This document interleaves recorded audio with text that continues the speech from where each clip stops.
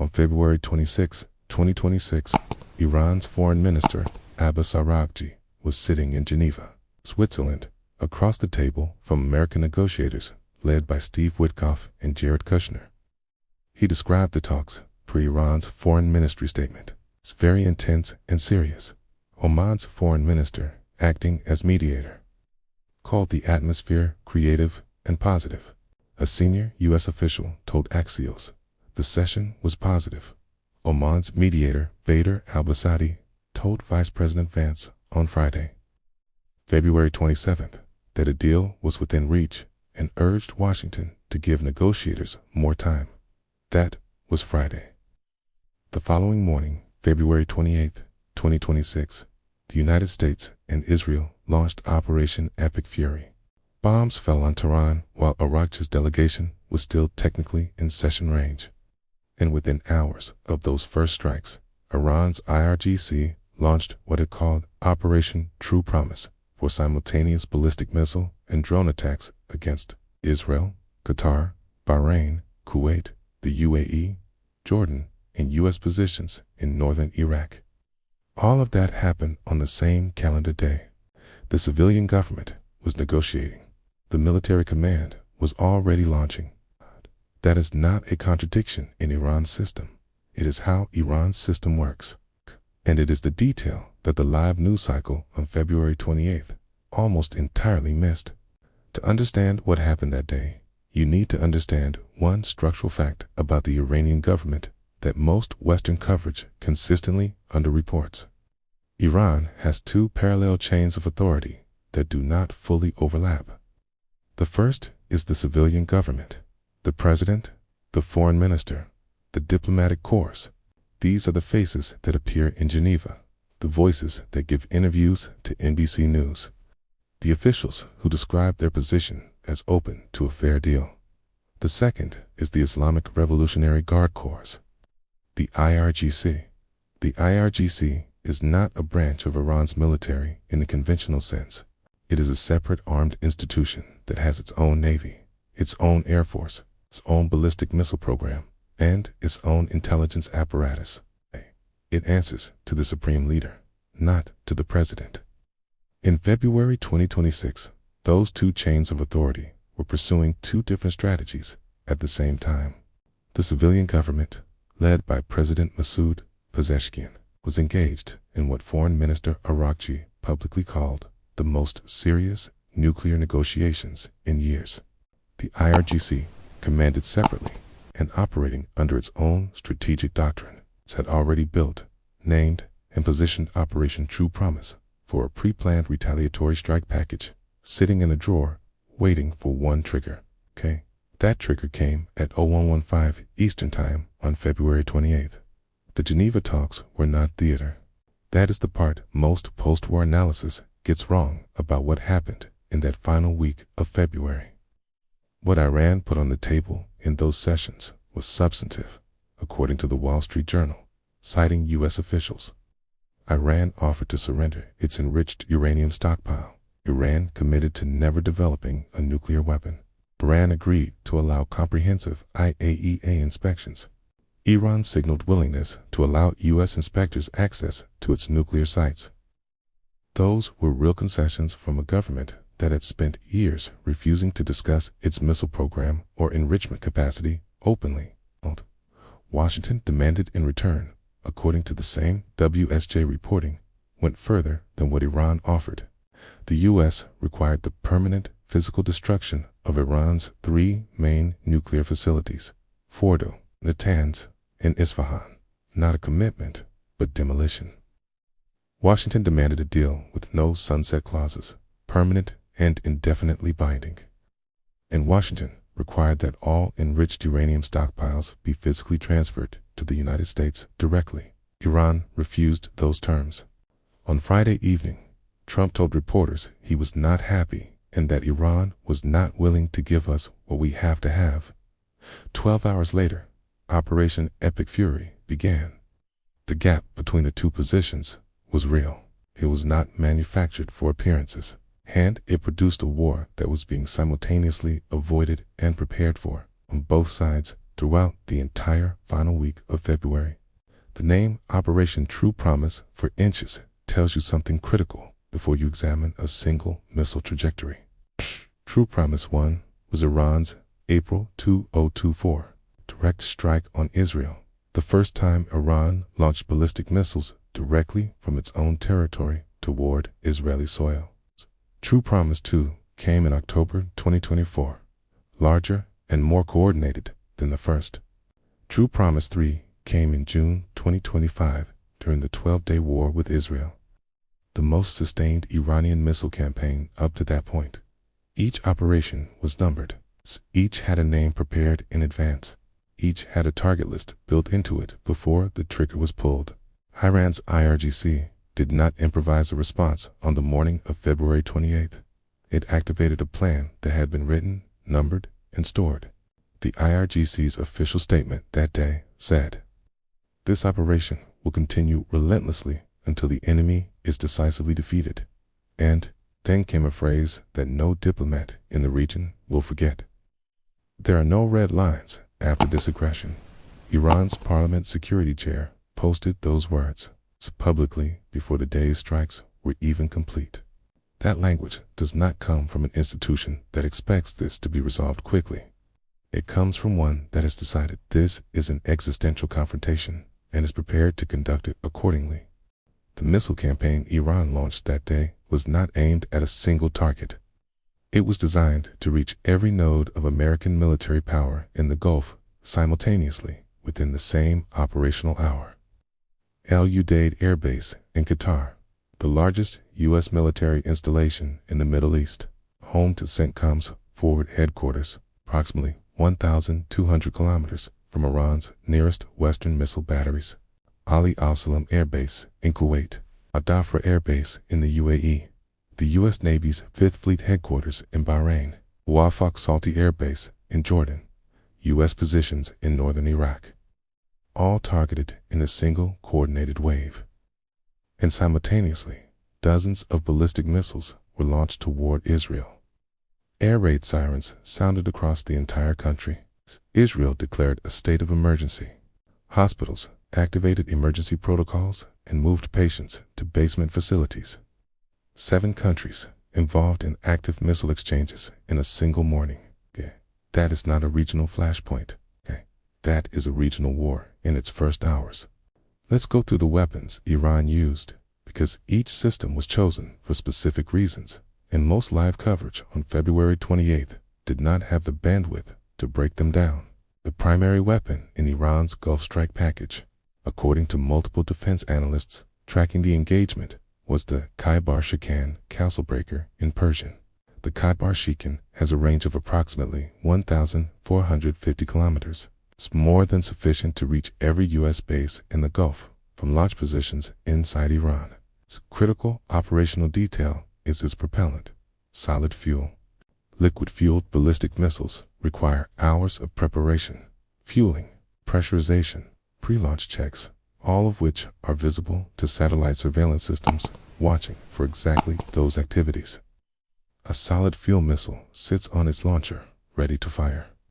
The decision window for satellite detection before launch is measured in minutes, not hours. The Khaybar-Shikan also carries a maneuvering warhead, adjusting its trajectory in the terminal descent phase.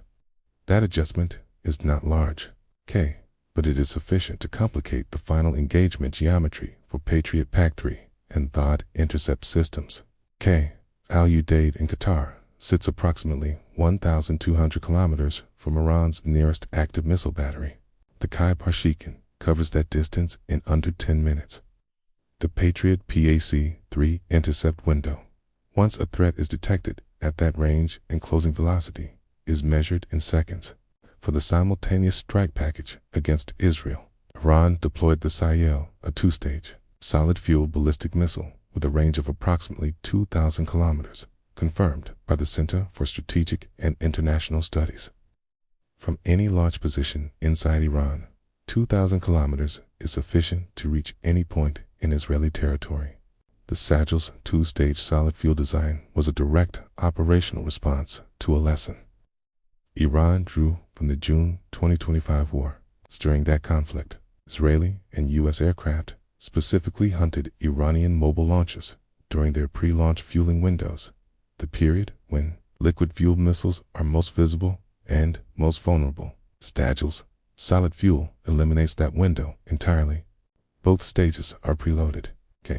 The launcher is exposed to satellite surveillance for the absolute minimum time before ignition. At doctrinal update, switching to solid fuel systems for both Gulf and Israeli strike missions simultaneously is the most operationally significant lesson. Iran applied from June 2025 to February 2026.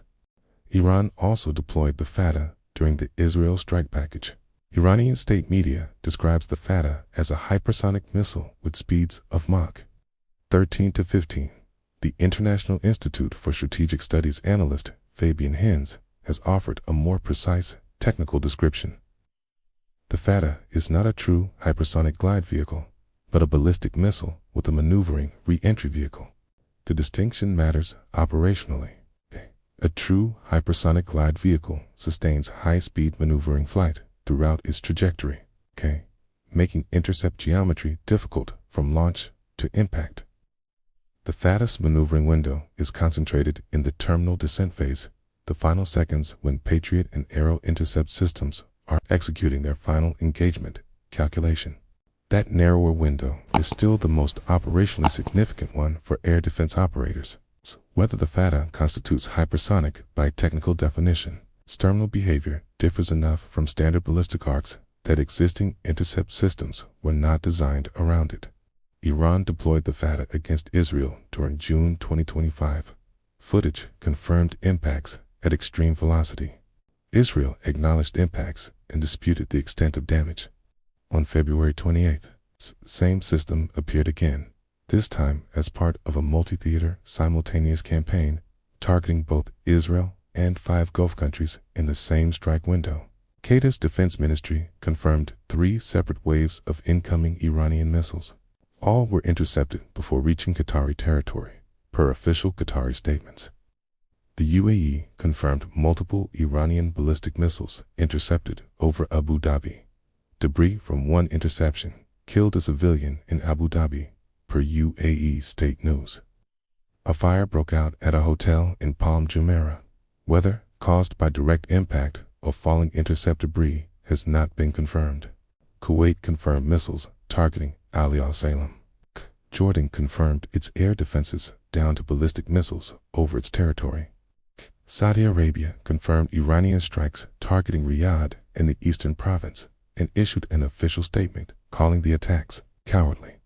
Bahrain's situation was the most complicated picture. CBS News cited eyewitnesses reporting at least 3 missiles targeting the 5th Fleet headquarters in Manama. The U.S. Embassy announced closure on Sunday, March 1st. Whether any missile physically struck the 5th Fleet compound and what damage resulted has not been confirmed by the U.S. military. Iran claimed 6 missiles struck Al-Udeid. The U.S. Department of Defense stated 14 missiles were intercepted over Qatar, with 1 landing off-target harmlessly. Both claims can be simultaneously accurate and simultaneously misleading. The confirmed physical damage assessment remained incomplete at publication time. Here's the detail that the live news cycle buried under the missile intercept tallies, and it is arguably the most consequential single fact of February 28th. Every Gulf state that Iran struck that day had explicitly told Washington in the weeks leading up to the operation that it did not want this conflict. Qatar, which hosts Al-Udeid, the largest U.S. military installation in the Middle East, explicitly requested the United States not use its territory for offensive coalitions against Iran. Saudi Arabia, Turkey, and the UAE all lobbied against a strike in the days before February 28th. They expressed concern. They asked for restraint. They were not consulted on the final decision. And Iran struck all of their territories anyway, not because those governments chose this, but because American military infrastructure sits inside their borders. In Iran's stated doctrine, that infrastructure became a legitimate target the moment the first American bomb fell on Iranian soil. The governments that tried to stay neutral are now inside the war. They did not choose to enter. They were pulled in because of geography and alliance architecture simultaneously. The missile intercepts are the visible layer of February 28th. The invisible layer, the one that changed the diplomatic map for years, is what Iran's strike package communicated by its geographic scope alone. Iran did not fire at one country. Iran did not fire at two. Iran fired a coordinated strike package against 6 countries and Israel simultaneously within the same operational window. That has never happened before in this conflict.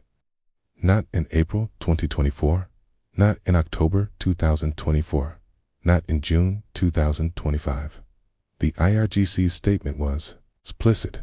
Every node of American military power in the Gulf is a target we can reach on the same day, in the same hour, with weapons you cannot fully intercept. Al-Udeid was largely evacuated before the strikes. Confirmed by satellite imagery, Iran was not trying to maximize casualties on February 28th. It was demonstrating a capability in broadcasting a doctrine simultaneously. This statement was received, regardless of the physical damage assessment. By the time Iranian missiles were landing on radar screens across the Gulf, Araghchi's delegation was no longer in Geneva.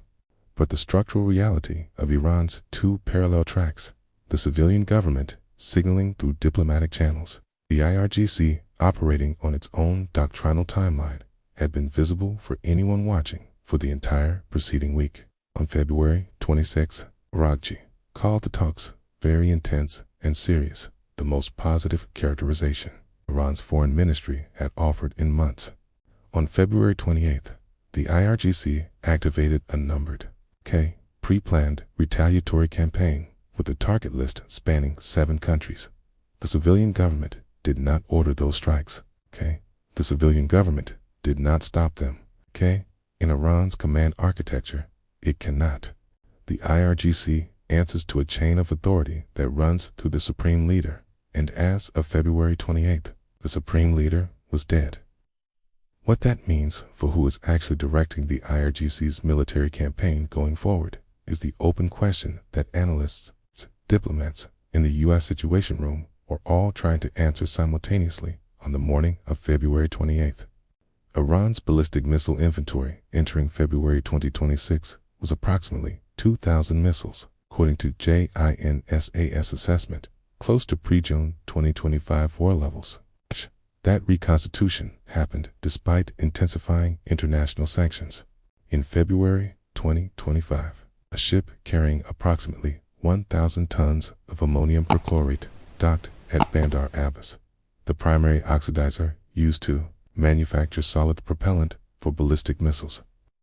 Defense analysts assessed that single shipment contained sufficient material to produce approximately 260 Kai-Bar-Shikan missiles. Iran was systematically rebuilding its arsenal between the June 2025 war and the February 2026 conflict. The diplomatic and military tracks were running in parallel throughout the second half of 2025. Iran's Parliament Security Chair posted publicly on February 28th, "We warned you. Now you have started down a path whose end is no longer in your control." That statement was posted before the afternoon strikes were complete. That is not the language of an institution calculating a tactical response. It is the language of an institution that has concluded this is an existential conflict and intends to conduct it under different rules than every prior era news confrontation. Brent crude closed at $72.87 per barrel on Friday, February 27th, already up nearly 3% as markets priced in the risk of exactly what happened Saturday morning. That was before a single bomb fell on Iran. Analysts at Vanda Insights projected crude moving toward $80 per barrel when markets opened Monday if hostilities continued through the weekend, in a scenario where Iran moved to restrict the Strait of Hormuz, which carries roughly 20% of global daily oil supply.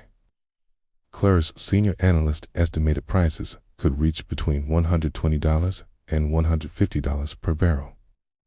J.P. Morgan's official 2026 Brent forecast had been $60 per barrel under normal conditions. The distance between that baseline and $150 in a closure scenario is the economic dimension of everything that unfolded in those first hours. It's a structural question that February 28th forces onto every analyst and government watching this conflict. It's the same one. Was the Geneva diplomacy genuine? The answer, based on confirmed reporting from Axios, the Wall Street Journal, Reuters, and Oman's foreign ministry, is yes, genuine, close, and failed on a specific set of demands that neither side moved far enough on in the final 48 hours. Was the IRGC strike package independent of that diplomatic track? Yes, confirmed by the pre-planned name, numbered sequence, pre-built target list, and speed of activation within hours of the first American strike. Does Iran's civilian government speak for Iran's military command? No, confirmed by Iran's constitutional architecture and the IRGC's independent command chain. Those three answers produce one conclusion. Iran in February 2026 was not one actor. It was two tracks operating simultaneously. One at a negotiating table in Geneva. One positioning ballistic missile launchers across 6 launch sites inside Iran. The track that mattered more on February 28th was the one that left the table last. And the question of which track speaks for Iran going forward is now, according to every analyst cited in this coverage, the most consequential open question of the entire conflict.